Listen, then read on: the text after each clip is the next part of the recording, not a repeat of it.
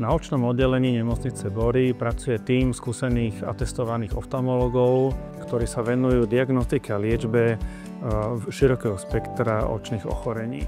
Pracovisko je rozdelené na chirurgickú a ambulantnú časť. V ambulantnej časti máme aj laserovú zákrokovňu, kde vykonávame rôzne laserové zákroky.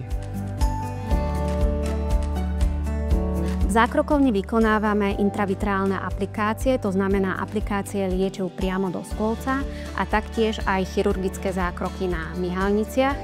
Intravitrálne aplikácie sú indikované u pacientov s vlhkou formou vekom podmienenej degenerácie makuly, u pacientov s diabetickým makulárnym edémom alebo aj u pacientov po cievnych oklúziách na sietnici.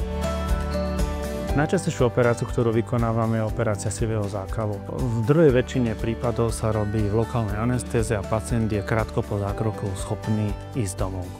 Pri operácii sivého zákalu používame kvalitné implantáty a navigačný systém. Okrem operácie sivého zákalu vykonávame aj operácie glaukomu a špecializujeme sa na operácie sietnice a sklovca. Veľmi dôležitá je naša medziodborová spolupráca v rámci nemocnice Bory. Najnovšie spolupracujeme s pracoviskom radiačnej onkológie a použitím CyberKnife u našich pacientov s maligným melanómom.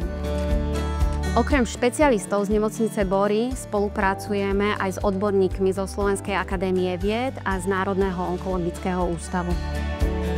Už v súčasnosti využívame určité formy umelej inteligencie, ako napríklad pri sledovaní alebo diagnostike pacientov, čo nám pomáha jednoznačnejšie stanoviť diagnózu a lepšie sledovanie pacienta do budúcnosti.